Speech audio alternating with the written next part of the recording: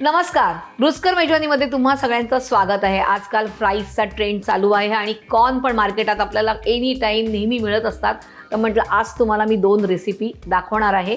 एक आहे peri peri corn fries आणि एक आहे क्रिस्पी कॉर्न.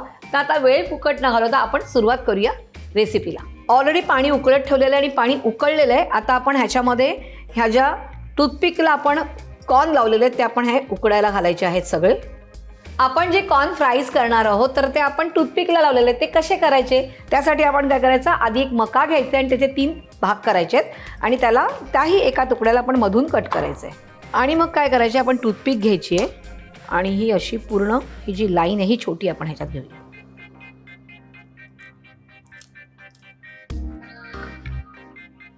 आणि असे काढायचे. अशा प्रकारे मी बाकीचे पण करून घेते.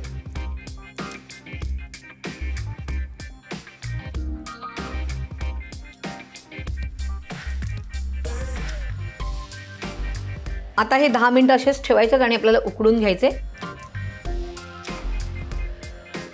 आपले कॉर्न उकडत आहेत तोपर्यंत इथे आपण क्रिस्पी कॉर्न करून घेऊया. ऑलरेडी मी हे कॉर्न उकडून घेतलेले आहेत.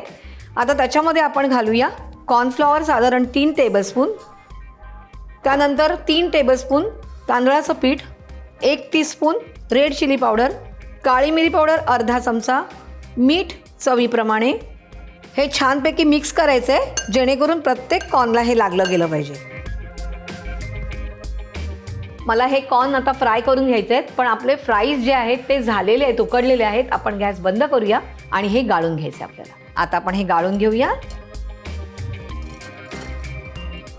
कॉर्न फ्राईज थंड करायला ठेवलेत तोपर्यंत आपण हे जे कॉर्न आहेत ते शॅलो फ्राय करून घेऊया. आणि छान असं परतून घ्यायचे आपल्याला. हे छानपैकी फ्राय झालेले आहेत. आता आपण हे काढून घेऊया.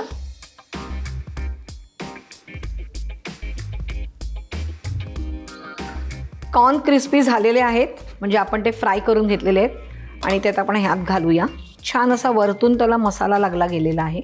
आणि आता त्याच्यामध्ये आपण घालूया कच्चा कांदा 1 बारीक चिरलेला, 1 सिमला मिरची, 2 हिरव्या मिरच्या बारीक चिरलेल्या, अर्धा चमचा काळी मिरी पावडर, मीठ चवीप्रमाणे, थोडासा चाट मसाला पाव टीस्पून, 1 चमचा रेड चिली पावडर, 1 टीस्पून लिंबाचा रस आणि माझ्या आवडीची कोथिंबीर. आणि आता हे छानपैकी मिक्स करायचं आहे.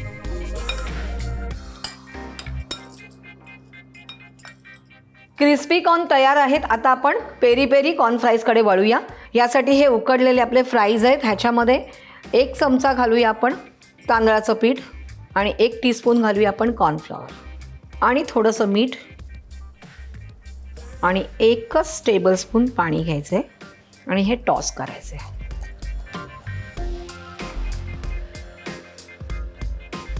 आणि आता आपण हे तेल तापलेलं आहे तर तेलात टाकूया. आता आपण हे सगळे तळून घेऊया.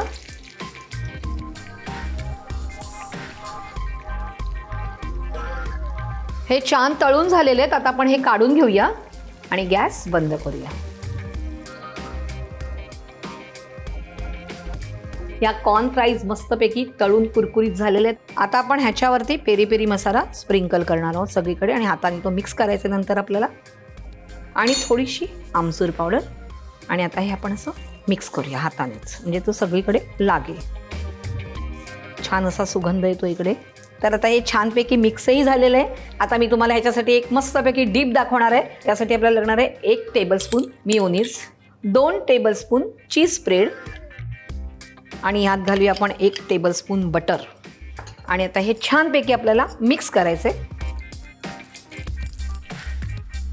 आता ह्याच्यात आपण घालूया थोडंसं चिली फ्लेक्स, साधारण हाफ चमचा आहे. दिसायला पण छान दिसतं आणि लागतं पण थोडंसं तिखट छान. तर आपला हा डीप तयार आहे. आता आपण हे वाटीत काढून घेऊया. आधी आपण क्रिस्पी कॉर्न एका प्लेटमध्ये काढून घेऊया. आता आपण पेरी पेरी कॉर्न फ्राईज आपण एका प्लेटमध्ये घालूया.